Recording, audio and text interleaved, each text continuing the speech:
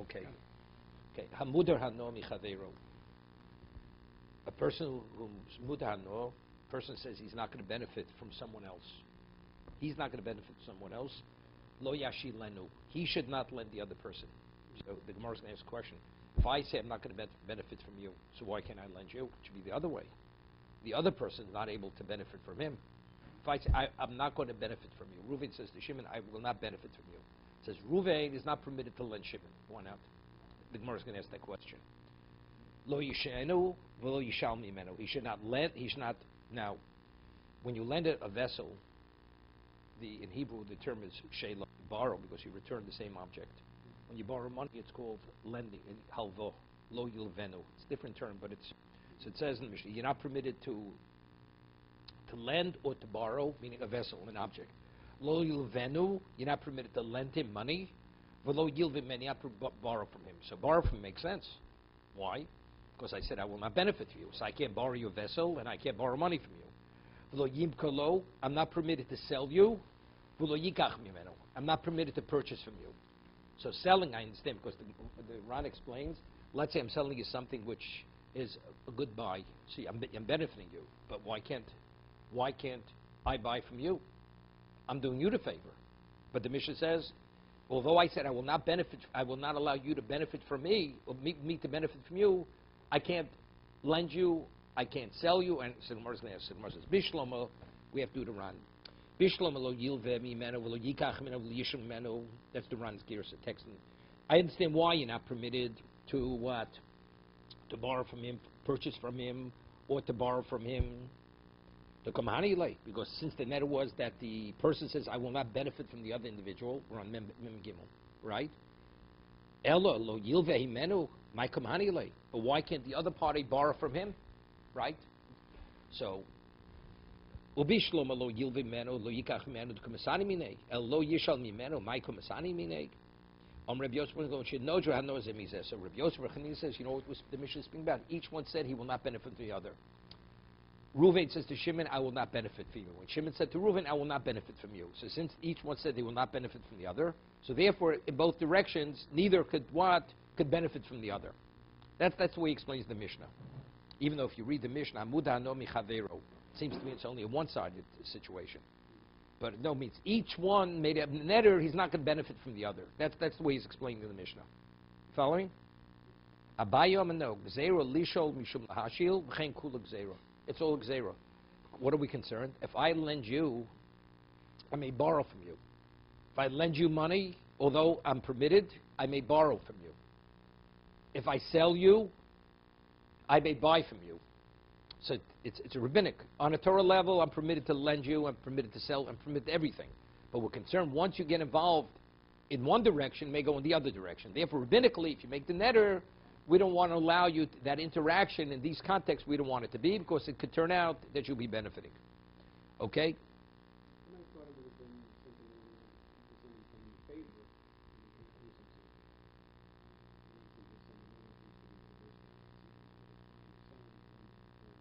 Okay, good. Okay, but it's a rabbinic fence. Okay, Omalo hashilenu poroso. Next Mishnah. A person goes to Reuven goes to him. He says, "I'd like to borrow your cow."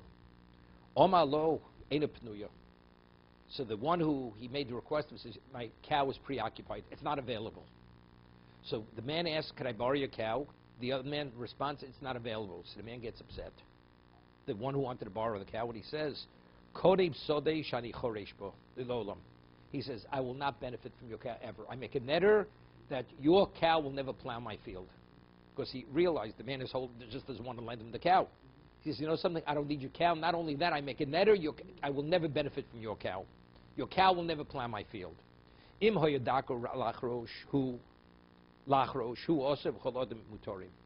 he himself, let's say, was actually the farmer himself, he did his own plowing. So when he says, I will not allow your cow to plow my field, what does that mean? That if he uses the cow to plow, that's what it so let's say a sharecropper would want to use that plow to to plow the field, it would be okay. Because when he says, I will not benefit from your cow, how do I interpret those words to mean? So if he himself normally is the farmer and he uses the cow himself, So when he asked to borrow the cow, what was he asking? That he should be the one to plow with the cow. So when he made the neder, I will not allow your cow to plow my field. That means, even if you want to give it to, I will not use your cow to plow my field. I mean, I won't plow. Let's say a third party would want to take that cow and plow your field. Although you'll be a beneficiary of that plowing, it will be mutter. It will be permitted. The main darko lachrushbo. Let's say himself, he's not. He gets sharecroppers. He gets employees that they plow the field.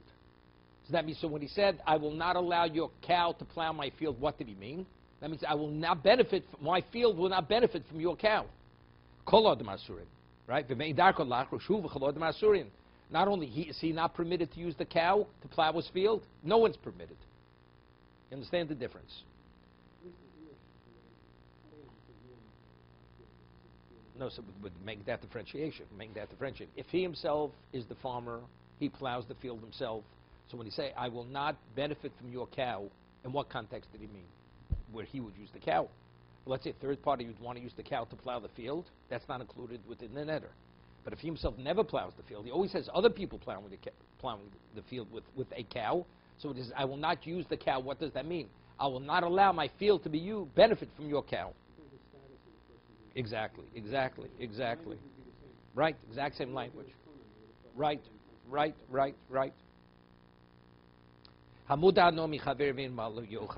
Hear this? A person says, Ruvain says to Shimon, I will not benefit from you. And Ruvain doesn't have what to eat. And Shimon wants to help him out. So what does he do? Hear this.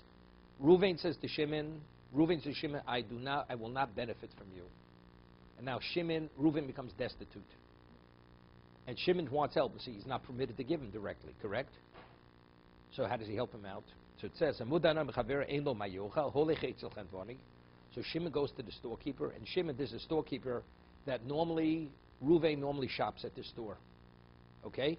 So he goes to the storekeeper, and he says to the storekeeper, Ruvain, I can't help him out. But do me a favor. When Ruvain comes to the store, give him anything he wants, I'll cover the bill. So who's helping Ruvain? The storekeeper. I'm just going to pick up the bill. So the Ran explains he didn't appoint the storekeeper to be his agent to provide for the one who made the net, because that's the case. That if you're my agent, that means directly you're benefiting from me, right? But rather, trust me. Whatever outlay you have, I will cover your outlay. So that's permitted. He says to the Ish Ploni Muda Hanomi many. So-and-so is not permitted to benefit from me. He says, I don't know how to help him. The storekeeper provides. And then he goes and collects the bill from the third party. Because the man told me, but he has to trust him, otherwise he's not going to help him. Hoyo Beisel Livnos. Gidro Ligdor. Let's say his house had to be refurbished. The man, he lives in a hovel, and he has to have his house repaired. So he goes to the mason. He says to the mason, you know something? He said, this man, do me a favor, provide your service, offer your service to him, I'll cover the bill. That's what he says to the mason. Or let's say the fence is broken. And he goes to the fence fixer, the person who puts up fences, says, fix the man's fence, I'll cover for you. So they are liksor. His field has to be harvested. The man can't afford to pay for the harvesters. Ish ploni muder hanomi many. So-and-so made a net, he's not going to benefit from me. I can't help him. So these people, they provide the service, whether it's fixing the house, fixing the fence, or harvesting the crop. And then they come and they collect the wage from this person. But again, every one of these cases, not speaking where he pointed to be his agent as if you're representing me. Let's say these two people that are traveling, it's just the two of them. So there's no storekeeper. And the person has no provision with him. And it's not pikuach nefesh. No sin le'echod, l'shumaton, v'alo muter bo. What does he do? He gives it to let's say a third party's with him. Right? Three people are traveling. Reuven, Shimon, Levi. So Shimon can't give Reuven because he made a net, he's not being Shimon. So what if Shimon gives it to Levi?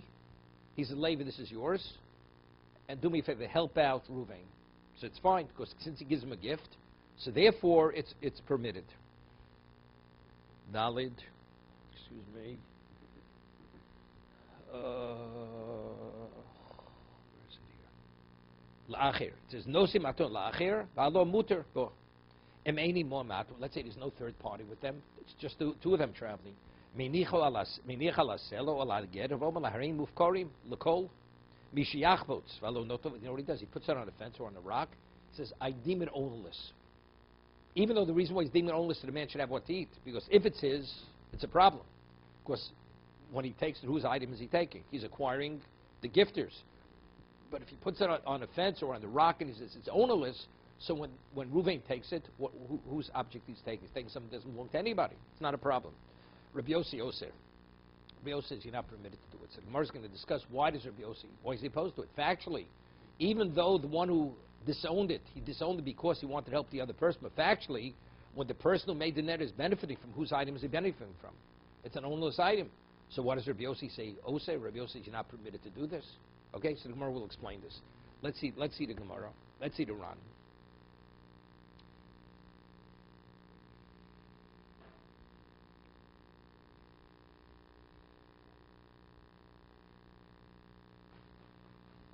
Over here. Konim sodesh ani chorish b'lolam. Shoal Omar kach l'chaveiro. The borrower says to the person who asked the borrower's cow, shekoas olav. He says, I will not benefit from your cow. Going back. Since he, although it's the same words, the same language, if he himself was the one who actually wanted the cow to plow himself, he's only limited. I will not use your cow to plow. But if a third party wants to use the cow to plow, it wouldn't be a problem. What about but let's say he himself never plows it. He hires other people to plow. So then nobody's permitted to use that cow to plow the field. He didn't mean him. His intent was, I will not benefit from your cow's plowing. What's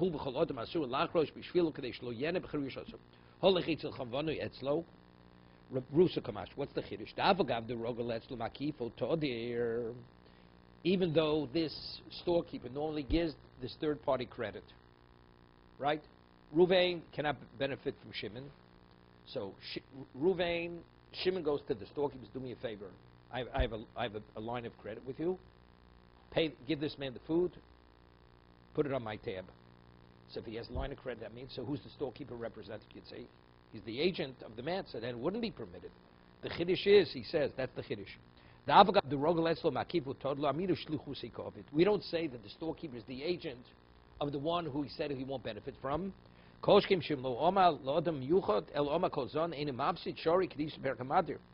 say he would say, whoever supports him. The Mishnah is a greater chiddush, because Mishnah, you go to the storekeeper who normally has an account with, says give him. So even though since he didn't say you're my agent, nevertheless it's permitted. Only because if he would say be my agent, represent me, give him, it would not be permitted. Okay. What about traveling? Three of them are traveling. So he gives it as a gift to another third party, and that third party gives it to the man.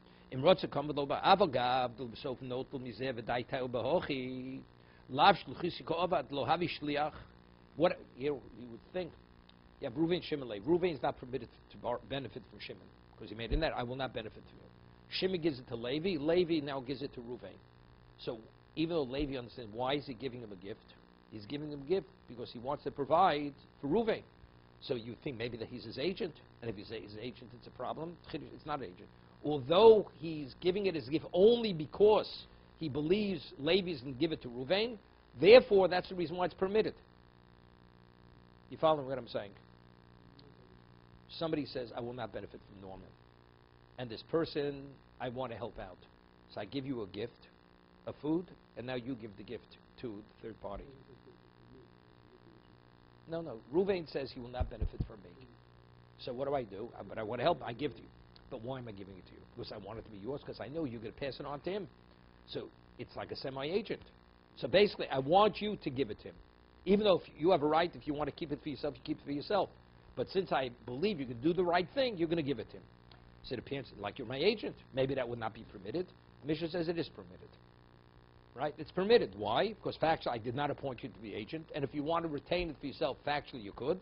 But since I felt that you would do it anyway, that's why I gave it to you. Therefore, it's permitted. That's what he says. El Bomer Kol Shmei Kol Yizon Abo. We don't say when Ruvain takes it from this third party, he has a right to demand it. If he has a right to demand it, that means I gave it to you as my agent. Then it's a problem, right? I mean, okay,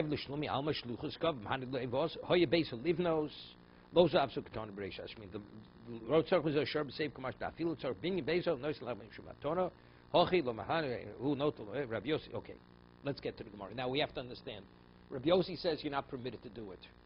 In the case where a man makes a net, he will not benefit. I can't give it as a gift to a third party. I can't go to the storekeeper and say, put it on my bill, give him the food, whatever he asks. I can't do any of these things. We're traveling, just the two of us. I can't deem it ownerless, and then afterwards you should take it. Rabbi Yossi says it's not permitted. Now the question, why is Rabbi Yossi opposed to it? Factually, I didn't appoint you to be my agent, so I didn't appoint you to be my agent. It should be permitted. It's interesting. Omer Rabbi Yochanan, my time to Rabbi Yossi. Rabbi Yossi says, why does Rabbi Yossi say it's not permitted? It should be permitted, right? Ksave hefke kimatona. Says terrific. What does the Gemara say? If it's just the two of them, what should he do? He should disown it. And then the third party, the one he's not permitted, could take it, right? Reuven says to Shimon, I will not benefit from you. Now, they're both traveling together, so now Reuven needs food. What is he supposed to do? So Shimon goes, and he says, let my food be ownerless. The Tanakama says, the Mishnah says, now Reuven can take the food because it's ownerless. Rabbi Yossi says it's not. You're not permitted. Why not? The answer is, when I disown something, does it become immediately ownerless, or it means it's available to be taken? That's how Rabbi Yochanan wants to learn. That's the argument of Rabbi Yossi in the Tanakama. Tanakama says when you deem something ownerless, immediately it's ownerless. So therefore, when Reuven takes possession, he's taking possession of something that has no owner. So when he takes it, he's not benefiting from the one he said he won't benefit from. But if I'm of the opinion, maybe when you deem something ownerless, it only transfers once you acquire it. So until Reuven takes possession from who does it belong to? It belongs to Shimon. He has a right to take it, but whose item is he taking possession of? Shimon's item. So if Rabbi Yossi says, therefore it's not permitted, because if that's the case, he's benefiting from Shimon. We're trying to understand, why does Rabbi Yossi say it's not permitted? That's how Rabbi Yochanan is arguing. That's the argument. When a person deems something ownerless, is it immediately ownerless? Or deeming it ownerless means that anybody has a right to take possession. But until he takes possession, it's still in the domain of the one who deemed it ownerless. That's the argument. The Tanakama says, the moment you deem something ownerless, it's ownerless immediately. So therefore he has a right to take it immediately. Rabbi Yossi says, no. It only transfers when the person takes possession. But whose item is he taking possession of? The one he said he won't benefit from. So therefore he's not permitted to take possession. That's how Rabbi Yochanan is explaining the argument. Omri Bill, my time Rabbi Yossi, Ksova hefkir kimatona.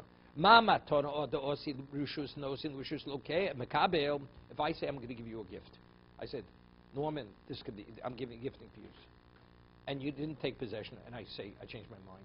You can't take possession. So when does it become yours?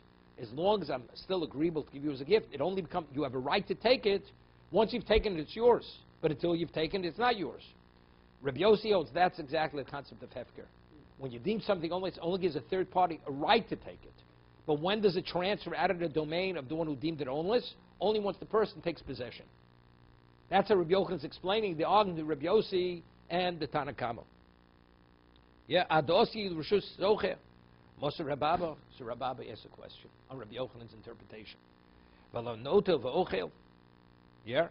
So he's quoting a Brisa. Brisa says, after you deem it ownerless, according to the Chachamim, the one who said he's not permitted to benefit is permitted to take it.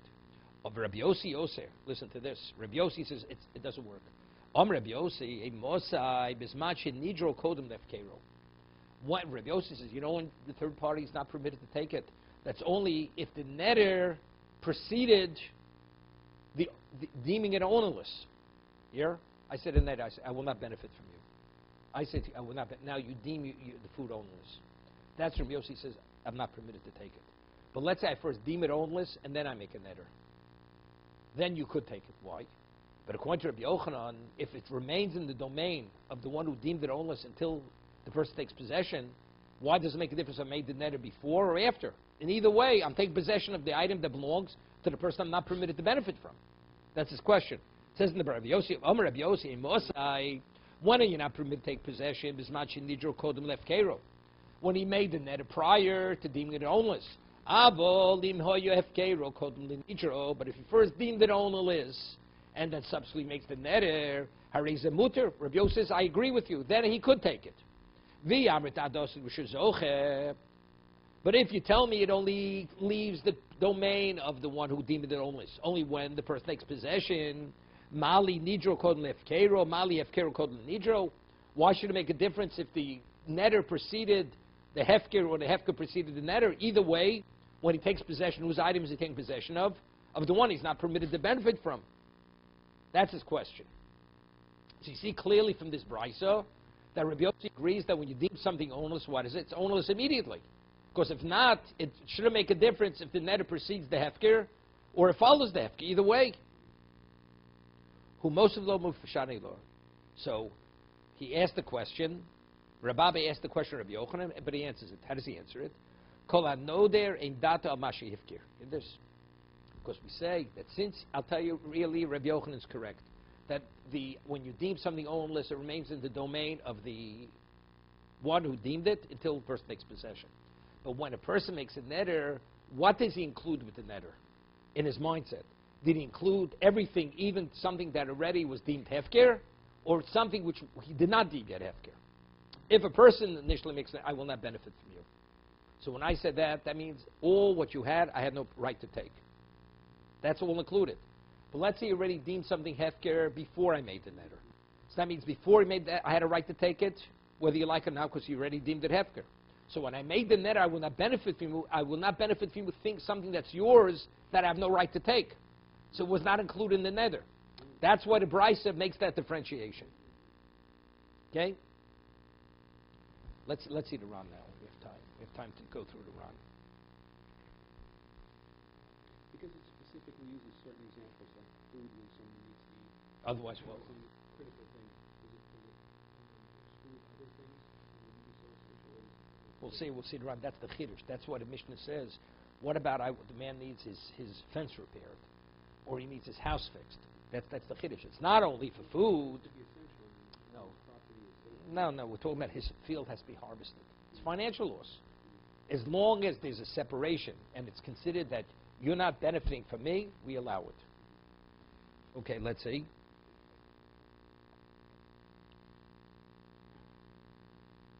If I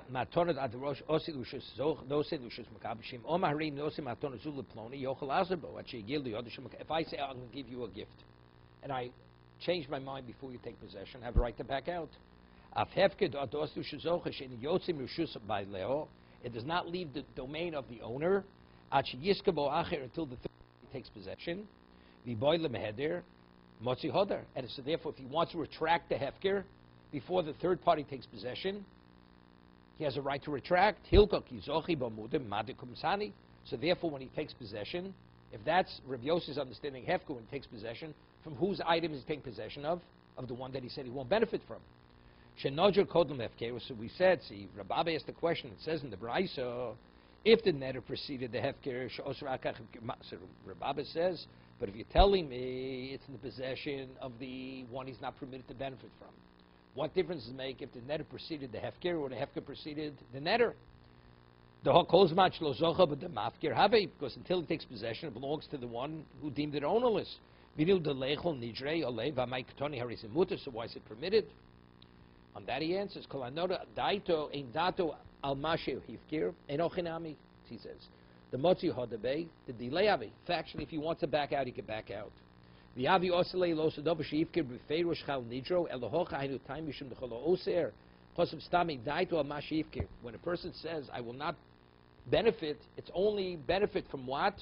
From something that I'm fully in control of. But since that's something I already let go of, even though I could change, retract, the person's mindset is not that.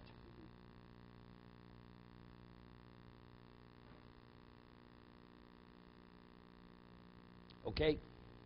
Moshe Rava. The Gemara is going to fall off of all this because Rava asked a question. It says, Mikzosin l'rishon v'kun l'sheni. Now, what's the... A person has 2 Canaanite slaves. And he writes a document to one, I'm transferring part of my estate to you. Okay? We have a principle, part of my estate. What does that mean? But we say whatever a slave acquires, immediately is transferred right back to the owner. I'll give you my house. So the moment the slave acquires the house, the slave being the chattel of the master, everything reverts back to the master. So what I give you? I gave you nothing. Okay? But the man says to the first slave, I'm giving you part of my estate. And then he has a second slave. He says, I'm giving you all my estate, my whole estate. So you know what happens? The halacha is the second slave is emancipated. So since the slave himself is included in the estate, so by giving the second slave that document, he's actually emancipating the slave. So the first slave, since it's not clear that he emancipated him, because he could have, when he says, I'm giving you part of my estate, you're going to remain a slave, and I'm transferring my estate to you. And when he gave the second estate, I'm giving you everything I own. So what that means, that included the first slave. So the second slave is emancipated, he acquires everything, the first slave gets nothing. That's what it says in the Brisa. So yes, but if you're telling me anything that I already released, I never had in mind to include, like we're saying now, we're saying if he first disowns something, although it's still the owner's, when he makes the netter, he never had in mind to include that. So when he gives the first slave part of his estate, now he gives the second slave the whole estate. So if you're telling me that whatever he gave away, he doesn't have in mind the second time, so why does the second slave acquire everything he gave to the first slave? So evidently we see, no. When a person says all that I own, he means literally everything that I own. That means he included even what he originally had said. So it's a refutation of what we just finished saying. Reb Abba wanted to differentiate. I say you cannot benefit from what I own. Even though hefker means it's mine until I release it, until it transfers, right? Until it transfers. But if I first said it's hefker, then I said you cannot benefit from my possessions, I meant something that I wasn't yet mafkir. But something that I was mafkir, although I could retract, I never meant that. So let's go to the second case. I write part of my estate over to slave 1, part of my estate. Then I write over my whole estate to slave 2. So if you're going to follow the same line of reasoning that I never had in mind to include what I wrote off already, so why is the first slave acquired by the second slave? When I said to the second slave, all that I own means everything that's left over. So you see, when he made the second statement, he meant everything I own means literally what I own. So when the person makes a netter, you're not permitted to benefit from me, it means everything, even what I already was mafkir. So we see it's wrong. It's incorrect, what Rabbi Abba said. Let's read it. We'll see the run inside. Mosif Rova, Mikzas L'Risha. He says to the first slave, part of my estate is yours. V'kulan l'sheni. And everything belongs to the second slave. Rishon Kono. Sheni lo Kono. So he says, Rishon Kono, Sheni lo Kono. You have to switch it around. It's the wrong. The gear says the other way. Aleph, where's the gear here? So he says, where is it? Yeah. Sheni, Zocha Sheni, Rishon lo Zocha. We say the second one acquires, the first one did not acquire. Let's see the run. When would it think that we have to emancipate the slave first and get the... No, it comes simultaneously. It comes right back. No. But since you're included in emancipation, he's his chattel. He says, you own yourself. So what does you own yourself mean? It means you're free. You're a free man. I'm transferring the rights I have in you, I'm transferring to you. Brisa Hibiv Tosefto. I'm just reading the Ran. This Brisa is Tosefto, the Bava Basra, Yochi Perusha. Mi sheish lo shnei avodim. Person has 2 slaves. V'nosen mixas nechosov l'rishon. He gave part of his estate to the first slave. V'nosen v'akach nosan, and then he gave. 1 second. Then he gave kulon l'shen. He gave everything to the second slave. L'kona rishon. The first slave acquires nothing. Why? The dilmo begufi shayir. Because maybe when he said part of the slave, he never meant to emancipate this first slave. Came with cha'atzma l'kona. So since if you're not a free man, nechosim nami l'kona. So that means you didn't acquire the assets. Right? If you didn't emancipate the slave, I said, I'm giving you part of my estate, but I'm not emancipating you. So basically, you know what it is? It's nothing. It goes to you, it goes right back to me. Dav the koning nichsehu, right? The koning nichsehu, because the slave who acquired, he's part of the possessions. Avosheni, but the second slave, zocha ba'atzmo. When he says it's all yours, means include yourself. That means he takes possession of himself. The slave is emancipated. Because the second slave, there was nothing left over. But if you tell me that when I make the second statement, I never meant to include the first, what I first said, he doesn't have in mind what he gave away. So now Rava gives another answer. Now,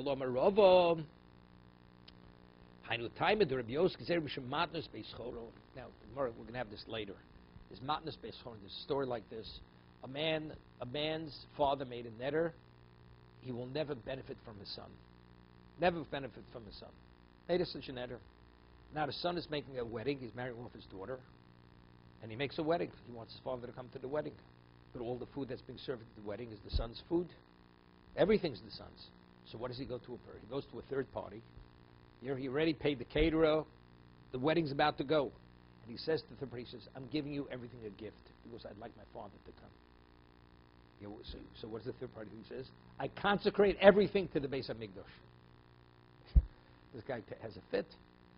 My intent was only so my father should come to the wedding.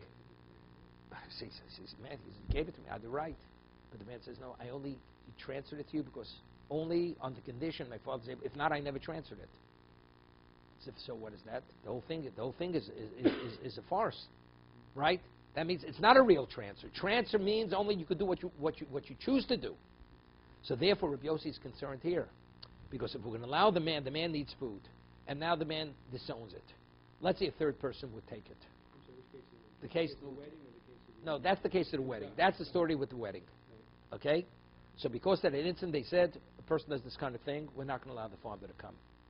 Unless the person has explicit right to consecrate it, the father cannot come to the wedding. Because maybe the intent of the son was conditional, so basically he's really like the agent of what? Of the son. That's what it is. So we have two people traveling, two of them, the man says, I deem it ownerless. And what's his intent? So the man could eat it. Let's say a third person will go down and grab it. So, you know what to say? I only deemed it ownerless so the man could eat. But if I knew that somebody's I really didn't mean to deem it ownerless. So maybe you'd say he's not really sincere what he's saying. He's only saying it because he wants the person to eat. So you could confuse the two cases. Here, really, he means it should be ownerless. He means it should be ownerless. Over there, it's a whole different situation. Because there he said explicitly, so my father should be able to come to the wedding. Here I said, I deem it ownerless. He didn't say anything. He didn't say contingent. Rabbi Yossi says, but nevertheless, but since we know that's the intent, both cases could be confused. So therefore, since I'm concerned about what the intent is, therefore it's not permitted. The third party is not permitted to eat the food. The Chacham say that we disagree. There's a difference between two cases. The other man says, I'm only giving you as a gift so my father should be able to come. Let's see the Ran. The Ran says, El Omer Rava Taimid Rav Yossi Mishamatz Beischoron Umidina Vare Afilu Rav Yossi. Sure, in our case, Rav Yossi agrees factually the man could benefit from food. Rabbi Yossi agrees, hefker means the moment I deem it ownless, it leaves my domain. We could say with certainty, the only reason why he's deeming it ownless, so the person should be able to benefit, because if he made it neder, he's not going to benefit. Because if we're going to allow him to take it, even when he says, I'm giving you a gift so my father should be able to come to the wedding. There it's not simple. There it's not. Because there it's only because his father should come, but if father can't come, I'm not giving it to you. So in essence, I'm really not giving it to you. It's just a pass-through. That non-bepir, it's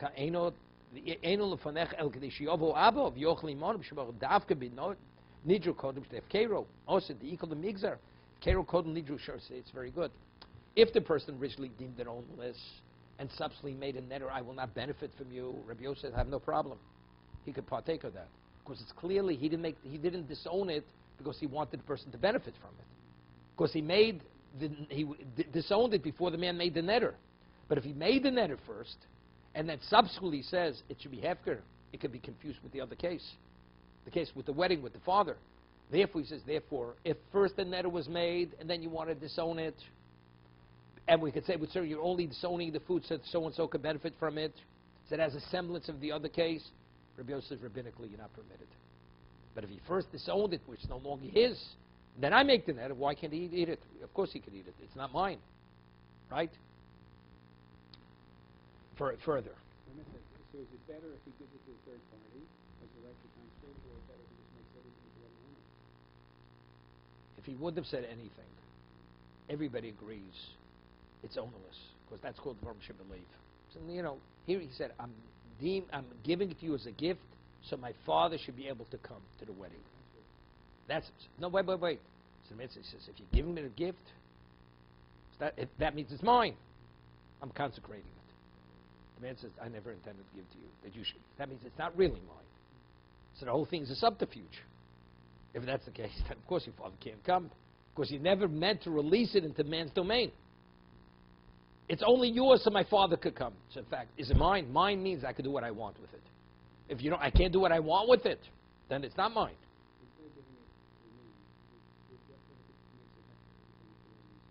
Let's say over there he would have said nothing. No, let's say he would have said no. It would be the same thing.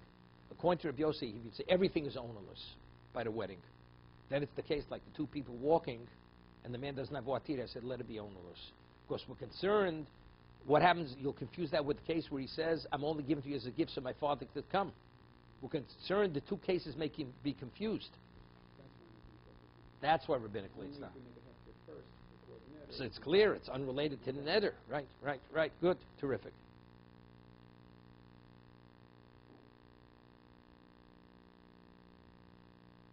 But we rule like the Chachamim, and we're not concerned that there's any confusion. If the man makes that kind of statement, it's yours so my father could come, then the father can't come. Of course, unless, everybody agrees there.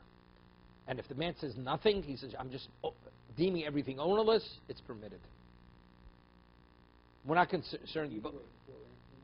The Chachamim, argue Rabbi Yossi. Rabbi Yossi makes the difference before and after.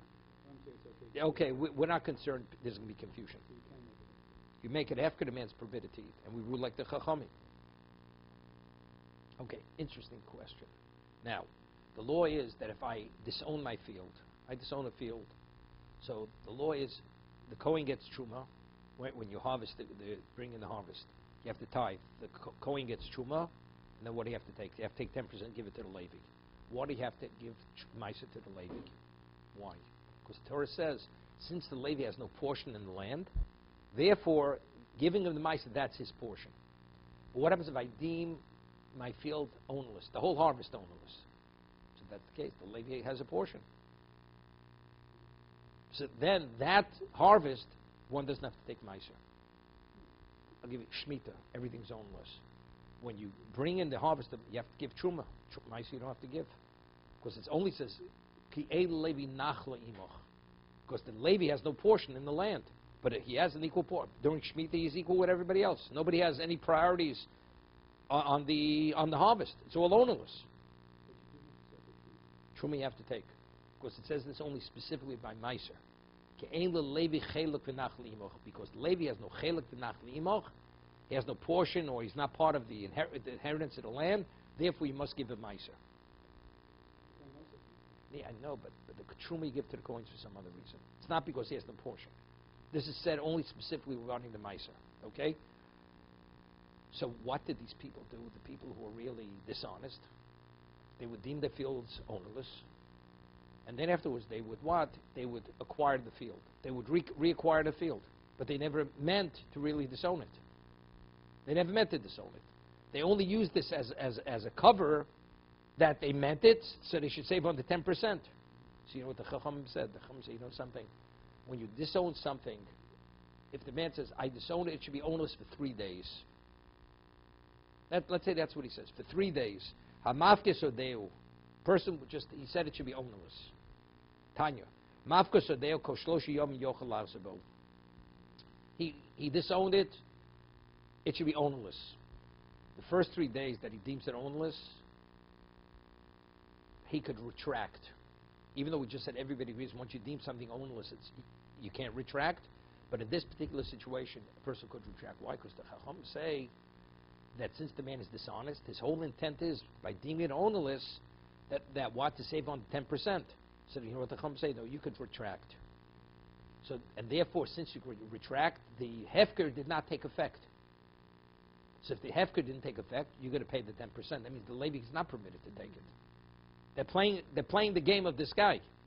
But if it goes beyond 3 days, we say a person who's dishonest, he's not going to take a chance beyond 3 days. 3 days, within 3 days, he can grab it back.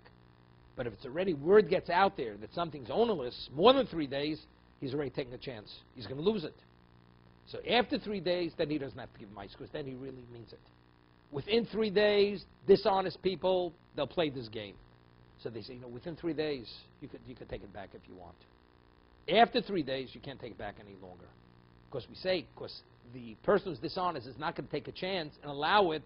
It should be known out there in the market that this harvest is ownerless. But during those 3 days, did someone else seize the land?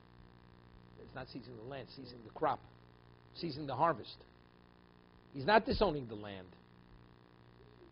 The harvest he's disowning. The crop.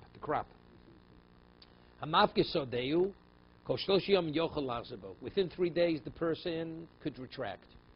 But after 3 days, but after 3 days, he cannot. So let's see the Ran. See, the Ran says he saw other commentators, but they didn't. It's unclear, but this is the way he understands it. The moment they sodzum of kersli omechot. Bein zochel o zochel ktoni ad shelo zochel ba yochel lachzebo, mish zochel ba in yochel lachzebo. Yeah, he's saying like this. This is the conclusion of the Bryce, which I've bring. What about a person says like this? Here, if he says the field should be ownerless for 1 day, the first case he says it should be ownerless. But the second, it concludes it. Whatever he says, it should be ownerless for 1 day. For 1 day, so it says that if a third party comes and takes possession within the first day, within that day, the third party takes possession. If he says it should just be ownerless, for 3 days nobody take possession. The Bryson differentiates and explain. But if he says 1 day, whether he takes possession, doesn't take possession, he says yochel lachzebo, diktoni achlo zocha yochel lachzebo, mishazocha in yochel lachzebo, reisha lo maflik bochi, elo toiler. Chazor b'kodem gimel achar gimel shma mina hochi k'ton kol gimel yom yochel lachzebo nefkero va'afilu zocha achar kodem chazor lo kodem. You hear this? A person says my field should be ownerless. Third party wants to take possession within 3 days of making that statement. The owner still could retract, and the third party's taking possession is nothing. Okay? On the first time, why? Come on. The mafkirin v'hajin b'hon mishum dehefke poter min ha'maiser. Why did they first disown it and then afterwards they retract these people? Because they know that if something's ownerless, it's absolved from maiser. They don't have to give maiser to the Levi. Hoyuramoy mafkir, so these dishonest people, they would mafkiru, so they're saying kidei li poter, so they would disown their fields to be absolved from paying the extra 10%. Voyadatum b'shesef keiron, and when they disowned it, what was their intent? Sheyachzur behen, that they should retract, v'yizku behen, and repossess it. V'nimshel hoyim afkirin elo haroma b'vad. So it was only a subterfuge. They really weren't sincere when they said it should be hefker. 1 second.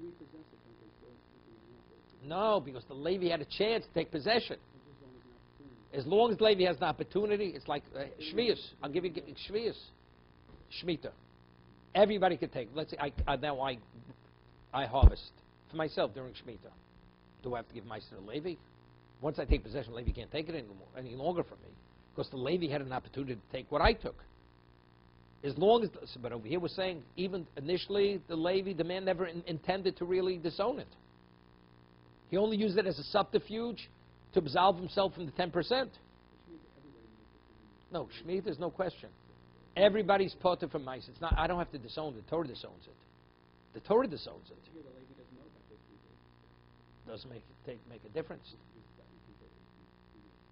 No, so we say, since he wasn't sincere for 3 days, the Levi, even if the Levi wants to take it, or anybody wants to take it, the halacha is he could retract. He could retract because he never meant it. Because they want to really expose these dishonest people. That's what Chacham wanted to do.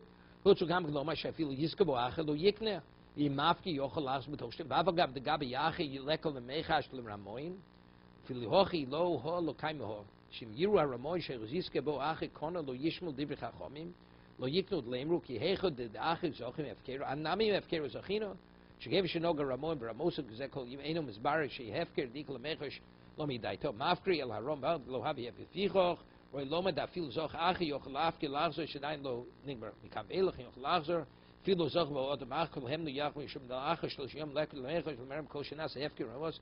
He's saying something interesting. He says like this. Just finish with this. We say that if anybody comes within 3 days and wants to take possession, it's not valid. So yes, why don't we say like this? You, when you disown it within 3 days, you could retract because we want you to give that meiser because you're not sincere in disowning it. But maybe a third party, if he takes possession in 3 days, he can take possession. So he says because it's not going to work because it's like you can't play two sides of the game at the same time. If you tell me the reason why I have to give meiser is because I could retract. That means a third party cannot take it. But if you tell me a third party could take it, that means, and once he takes it, I can't get it back, so that means my hefker is a valid hefker. So they say, you know something, for 3 days your hefker is not valid. Therefore, even if a third party takes it, you have a right to take it back from the third party. So if that's the case, if you have a right to take it back, so you see it's not real hefker. So if that's the case, if you retract before 3 days, what happens? You have to give meiser. We want to expose these people who are dishonest. So if we say nobody could take it, even if somebody takes it, it's not a valid possession. So what are the Chacham saying? That hefker within 3 days, that declaration means nothing. So if that's the case, it means nothing. So the Levi has no right to it. So if the Levi has no right to it, you're going to pay the 10%, right? After 3 days, since the average dishonest person, he does not allow it to go beyond 3 days, right? So that means that tells me that when you declared it to be hefker, you were sincere. If that's the case, then you put it for meiser. Within 3 days, if you retract, then you have to give meiser. Because within 3 days, nobody could take it. Not you. You could retract. Nobody. If somebody takes possession, you have a right to take it away from that person. After 3 days, when you have no right to take it away from that person, then you put it for meiser. Because we say a dishonest person is not going to allow it to be ownerless for that period of time, because by then he would have repossessed it. And if he didn't repossess, that means he was sincere. So if you're sincere, you don't have to give meiser, because the Levi had a right to it. That's what he's explaining. No, he said hefker. No, he said hefker. Regular, he said, my harvest is ownerless. He has 3 days to retract. And if anybody takes possession within 3 days, he has a right to take it away from that person. That means as he has a right to take it away from the other person, he has a right to take it away from the Levi. So if that's the case, the Levi has no right. So if the only reason why you're exempt is because the Levi has a right, so if 3 days the Levi doesn't have the right, if that's the case, you pay 10%. You pay 10% of meiser to be